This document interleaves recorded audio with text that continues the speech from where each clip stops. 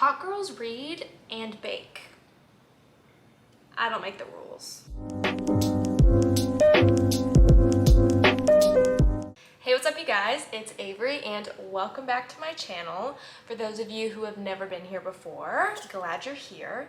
For those of you who have been here before, you might be wondering, hey girl, where are you? This is not your usual setup. And that is true. Today I'm in my kitchen. In today's video, I am going to be making dishes from some of my favorite books. So y'all may not know this about me because, you know, we don't know each other very well, not yet. But I love to cook and I love to bake and I love to read. And so I was just thinking, it'd be a fun idea to combine those two hobbies into one video. And I thought it would be super fun to create some of the dishes that I have read about in some of my favorite books and then cook them up. I have 4 books here. I might end up only making 3 because it turns out one of the recipes that I wanted to make out of one of these books, like, it might not work out, but I'm very excited for this. Honestly, that's really all there is to say before we jump into the first one. I hope that y'all enjoy this video. I'm going to be making the recipe and also be talking about the book a little bit while I'm doing that, which I think will be fun. I kind of wish I had like a chef's hat or like an apron, but I don't. Just pretend this apron is on me the entire time. Let's begin. The first book I'm going to start with is one of my favorites, which is the Guernsey Literary and Potato Peel Pie Society. So I decided I was going to make the potato peel pie from the book. And luckily, the book has a website and it has a recipe for a potato peel pie. So I was like, shut up, you're kidding, that's perfect.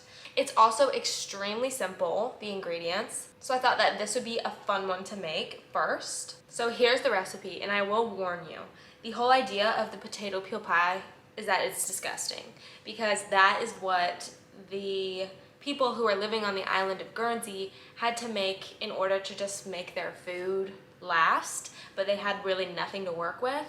And so it says, here's a recipe for a potato peel pie, but I warn you, it tastes like paste. The more authentic it is, the nastier. Mine will be a little less authentic, but it says the ingredients are 1 potato, 1 beet, 1 tablespoon milk, and that's it.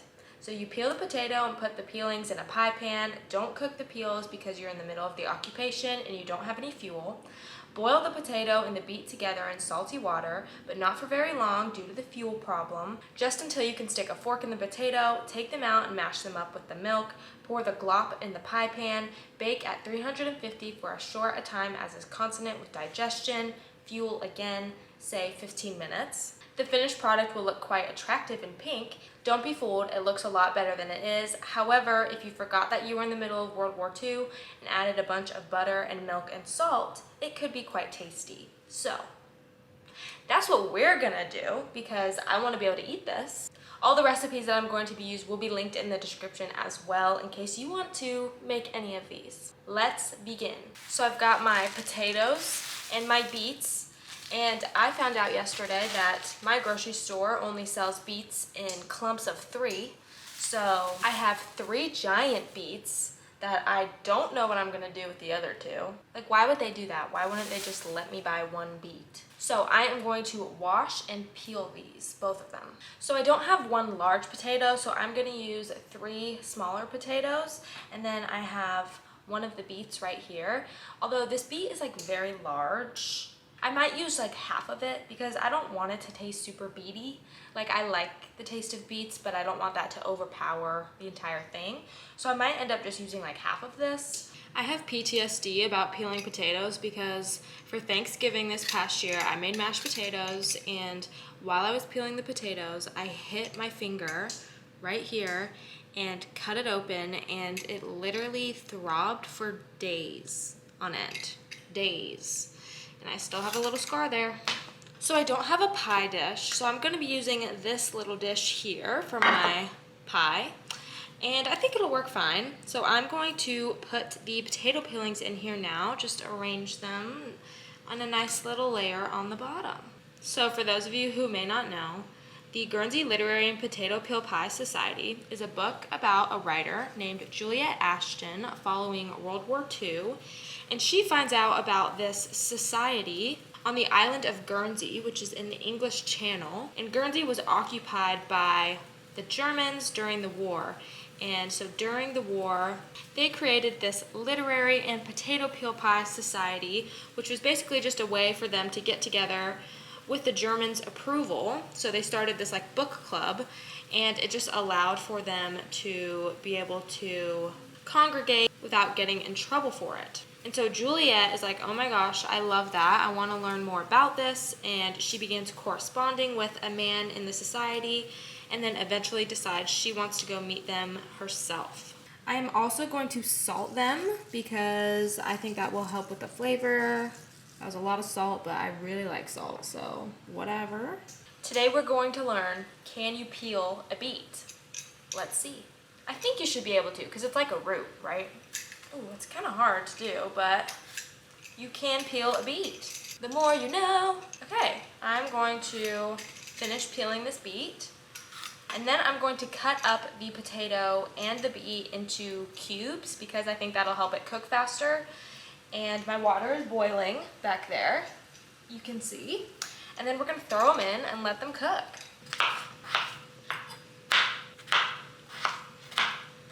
So I think I am only gonna use half of the beet because that's a lot of beet. And like I said, I don't want it to be super beety. But I am excited for it to give it this really pretty pink color, which is going to be exciting. All right. Beets are kind of hard to chop. Now we know that. Time to go into the pot. I like the beet. I like the beet. So while I'm waiting for my potatoes and beet to cook, I'm just gonna tell you why I love this book. I love this book because it is really about the relationships between human beings during a tough time and how they help each other survive hard things. The book is also so funny. Juliet is such a funny character. There are other funny characters.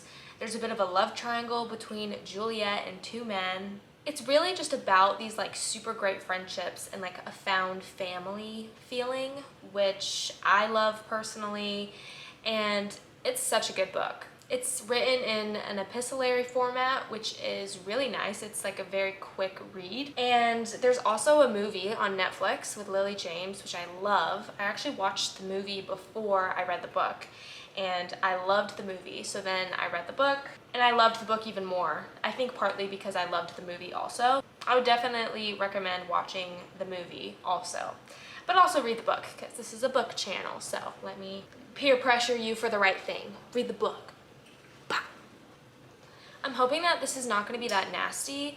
I feel like the only thing that could potentially taste bad here is the potato peelings on the bottom, because essentially we're just going to be making mashed potatoes that also has a beet in it, because I'm going to put butter and milk and salt into it, so it's just going to be mashed potatoes. I just wonder what like the crust is going to be like with the potato peelings. Hopefully it tastes good, but if not, at least I'll just have mashed potatoes, which are lovely. So if you have any idea what I can do with 2.5 more beets, please let me know, because now I've got some beets. I like the beet. I like the beet. This looks like a cauldron, like I'm making like a potion. Boil, boil, double and trial. I do not know the words. Man, I literally read Macbeth this year and I still don't know the words. Fake fan.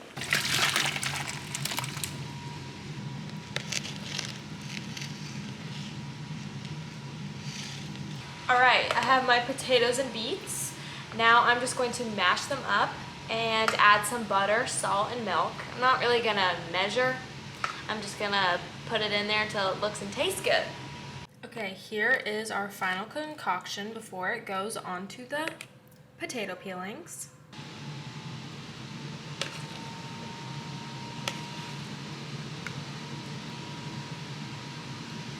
Okay, so this is what we have before it goes in the oven. Does it look all that appetizing? No. But it's basically just mashed potatoes. So, is it gonna taste good? hopefully. So this is what it looked like when I pulled it out of the oven. Absolutely no difference than when I put it in, but I'm hoping that the peels on the bottom will be a little cooked. And yeah, I'm gonna dish this up and try it out. You can see the little cross section here. Okay, it's time to taste test this.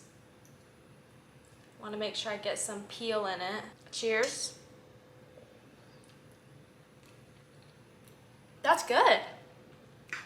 I mean, like I said, it literally tastes like mashed potatoes. But the beet adds a little bit of like sweetness to it, a little something different. And then the potato peels on the bottom, I can't tell if I like it or not, the potato peels part. It adds a little crunch to it, but it's good. Overall, it's good.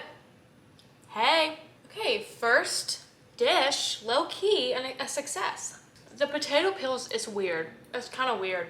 But you know, it's not supposed to taste good.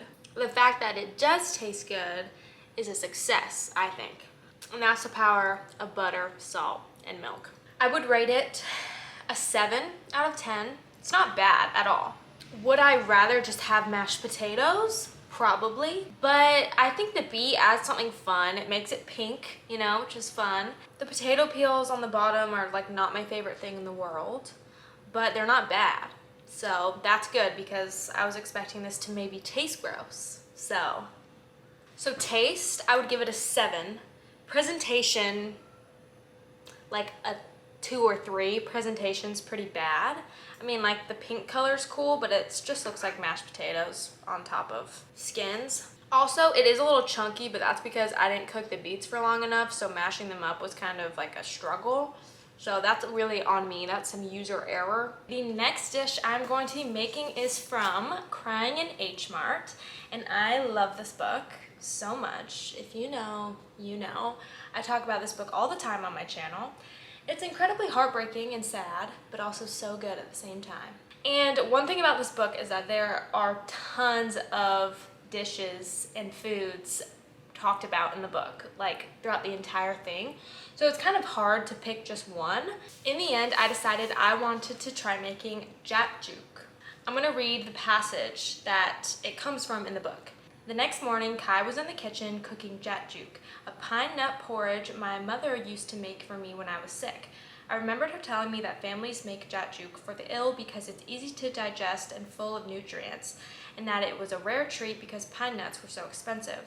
I recalled its thick, creamy texture and comforting nutty flavor as I watched the porridge thicken in the pot.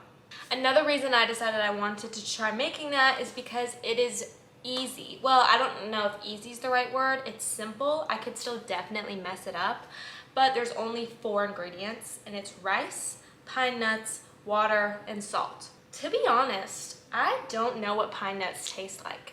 And I feel like that might be important to know because I think it's one of the main flavors of the dish. Taste test.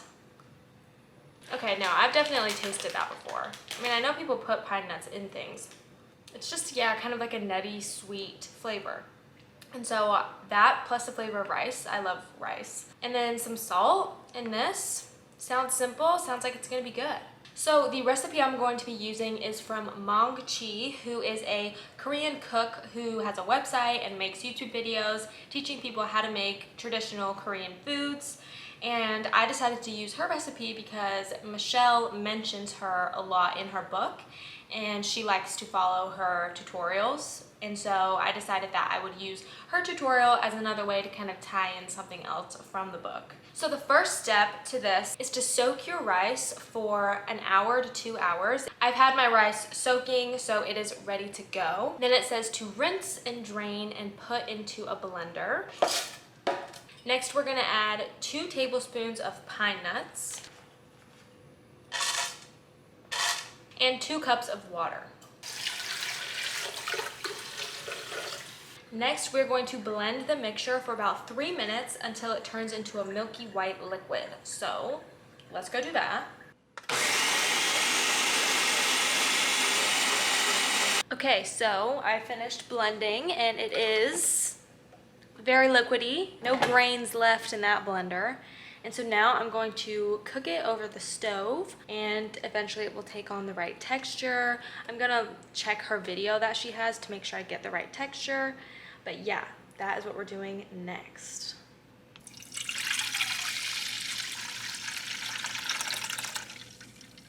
So while I'm standing here stirring, I thought that I would tell you a little bit about this book. So Crying in H Mart is a memoir by Michelle Zauner, and it is about the death of her mother from cancer when Michelle was 25. And it's basically about her going through that experience with her family, as well as her coming to figure out her identity as a Korean American, especially after her mom dies, because she feels like her mom was like her real connection to her Korean culture. And the way that she decides to kind of connect back with this Korean culture is through cooking, and it kind of helps her in the grieving process. The memoir talks about when she was young, during the process of her mom having cancer, and then after as well. And it's just like a very, very sad book. It's very sad. I cried through so much of it. But it's also a very beautiful book, and the relationship between Michelle and her mom is very complicated. You just feel for her so badly when she loses her mom, and it's so good. It kind of helps you like realize who in your life you should cherish, because you never know when one day they'll be gone. And lots of references to Korean food, which is really interesting, and obviously makes you want to eat it, because here I am trying it myself. So I've been stirring for a while, and it has thickened up, but I feel like it's still not thick enough. I think it's getting there, but I think patience is key. This is what it looks like right now. I mean, it is thickening up, and it is supposed to be runny. Like, it's not like it's supposed to be thick, but I think I'm gonna give it a few more minutes and then it might be done. Okay, so I think I finally got it to the right texture, which is exciting. And now I'm gonna put it in a bowl and try it out. I don't know what to expect with this, guys, to be honest. Okay, that's pretty good. It definitely just like gives porridge. Like, it definitely tastes like porridge. I could really see why you would want this if you were not feeling well, especially if your stomach wasn't feeling well, because it's very mild. It kind of tastes like grits or like cream of wheat, or I don't know, anything else you could think of that's really like porridgey tasting. I'm here with this. Yeah, I feel like this is like maybe like the Korean version of cream of wheat, which I never really liked cream of wheat growing up as a kid. My family didn't make it, but whenever other people would make it, I'd be like, no thanks. But this is pretty good. Like I said, it's just very simple, just is what it is. Dang, I'm just eating it. Okay, now we'll do our ratings. So for taste, I'm gonna give it like a 6 or 7, just because it doesn't taste like amazing, but that's because it's so simple, you know? It's literally just rice and pine nuts. But like, it doesn't taste bad. And I was kind of worried that I wasn't gonna like the taste of it maybe, but that's not the case, which is good. And then for presentation, it's a little better than the potato peel pie, but I would give it a 5. It's not really anything special. You know, I gave it a little garnish on top with some of the pine nuts, but it's literally just like a bowl of porridge, so there's not really much you can do with presentation. I think that I finally got the texture right. For a second, I was standing there and like really worried that it wasn't going to be the right texture, because it was like really watery, and I was like, this is not correct. I think I figured out where I'd made a mistake and I kind of fixed it, and so now it is definitely like the right texture. Okay, you guys, second dish completed. I'm feeling good about this so far. I feel like I definitely understand why this was something that Michelle's mom wanted when she was really sick, because this definitely gives like comforting, sick food, just something that you want to eat when you're not feeling well, because it will fill you up, but it also just isn't gonna upset your stomach. Not to like pat myself on the back, but so far both of these have been successes. Although I feel more proud of myself with this one, because I think this one was technically like a little more challenging than the other one. And the other one was literally just mashed potatoes on top of potato skins. Like, anyone could make that. Whereas this was just a little more difficult, but still not that bad. But the next thing that I make is going to be the most difficult because I'm going to be baking. And I love to bake, but baking is tough. Like, if you mess up baking, like, you're donezo. Some of my proud accomplishments that I've baked are croissants I've made macarons. I've made macarons multiple times and they've only turned out well like twice, and I've probably tried to make them like 6 times, and the majority of the times something's wrong and they do not bake right. Macarons are so testy, and so I haven't made those in a long time because they make me want to throw something. But I have done it successfully in the past, okay? I have. And then I also make soft pretzels sometimes. So you might be wondering, okay, what are you going to be baking for your next thing? And I'm going to be baking lemon tarts from Heartless by Marissa Meyer. I love, love, love, love this book. And in it, the main character, Kath, wants to be a baker. This story is an origin story of the Queen of Hearts. It takes place in Wonderland, and there's a king who's needing to get married. And all the girls in the land are like, oh my gosh, I want to be a queen. But the main character, Kath, is like, I want to bake. And so she's like, please leave me alone. I want to open a bakery and make pastries all day, which is relatable. But the king is like really into her. So she's at a royal ball and she meets Jest, who is like the court joker, court jester, and they fall in love.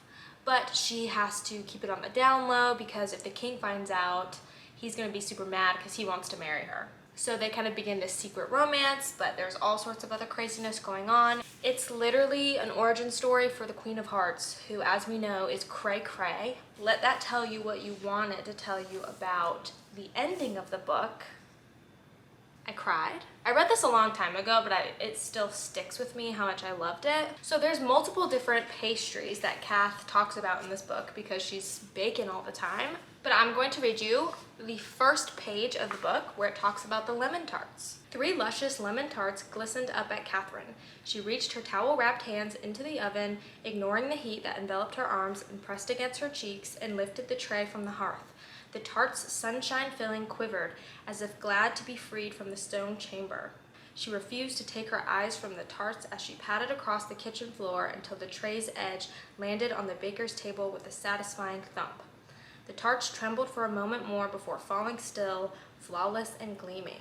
The aromas of sweet citrus and buttery, flaky crust curled beneath her nose. The tarts had taken her all morning, 5 hours of weighing the butter and sugar and flour, of mixing and kneading and rolling the dough, of whisking and simmering and straining the egg yolks and lemon juice until they were thick and creamy and the color of buttercups. And then it just continues to go on for like another page, her describing these lemon tarts, and it's amazing. Like, I want to eat one. So I decided I was gonna attempt to make some. I don't know how this is gonna work out, guys, okay? Especially because I don't have tart pans. Is that the right word? Like, I don't have tart molds. So I'm just going to be using a muffin pan because I'm going to be making mini ones. The recipe I'm going to be using is like one of the first recipes that popped up when I Googled Kath's lemon tarts from Heartless. And it's someone else who just made the recipe and based it off of, you know, the book. And so it's from a blog called This Hobbit Reads. Basically, I'm going to start off by making the pastry. And then while that is sitting in the fridge, I am going to make the lemon curd, which will fill the tarts. So I'm going to start off with the pastry and wish me luck, people. Yes, I'm aware that I'm going to be using flour and I'm wearing a completely black outfit, but what can I say? I live life on the edge.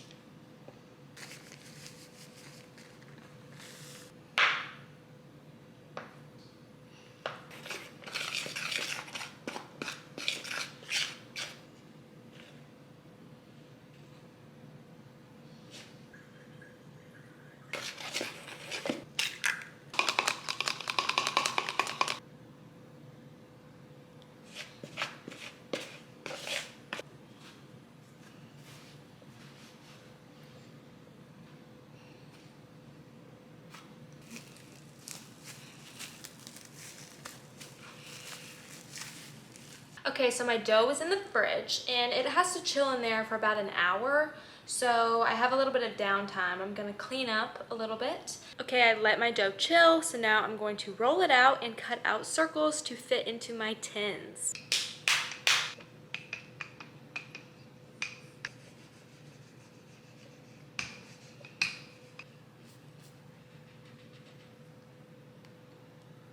Now I'm going to butter the tins so that they can come out easily when they're done baking.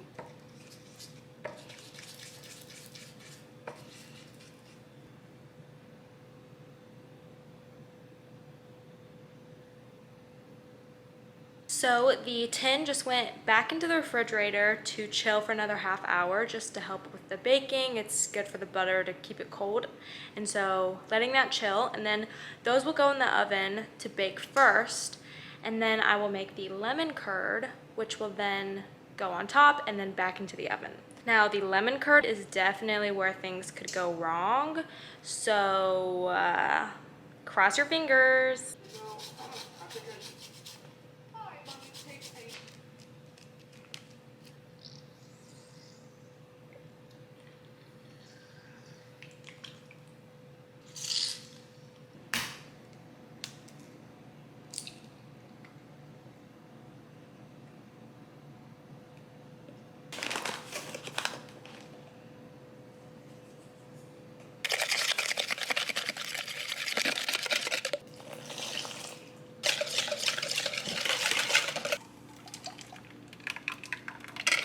So while I'm standing here stirring, I thought I would tell you a little bit about Heartless.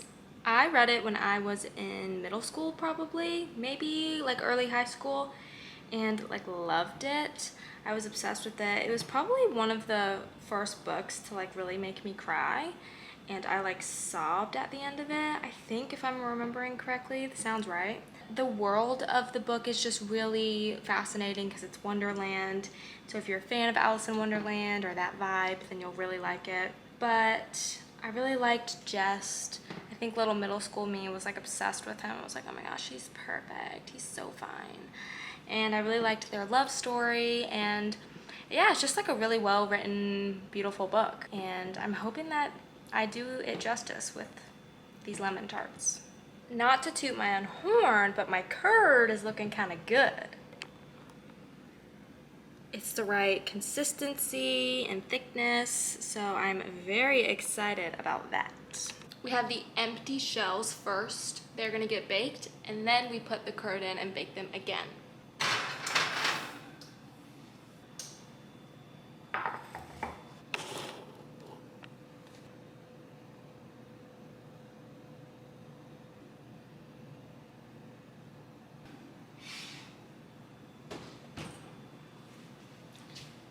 Almost done. This is their last bake for like 6 minutes, and then we're finished. Yum, very excited. I am just going to let them cool and set a little bit more before I take them out and try one.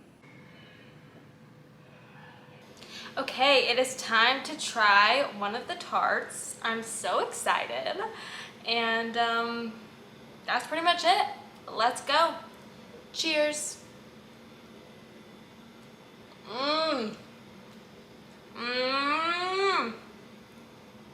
That is good. Ooh, the lemon curd is so good. The crust is, well, the crust is really just like a crust. It tastes fine, but it's just like the lemon curd is what is up. Wow, I'm very proud of myself. That is definitely the best thing that I've made today, and one of the best things I've baked in a long time. I think taste is definitely a 9, and then presentation is maybe like a 7. Like, they're cute, you know, but they're not the cutest things in the world. But I think presentation 7, taste 9, because they taste so good. Thank you for watching this video. I hope that you enjoyed it. I thought it was something fun and new to try on my channel. If you did enjoy it, make sure to give it a thumbs up and comment down below which one of these things you would be the most interested in eating or making yourself. Subscribe if you want to see more videos from me in the future. Thank you again for watching, and I will see you in my next video. Bye.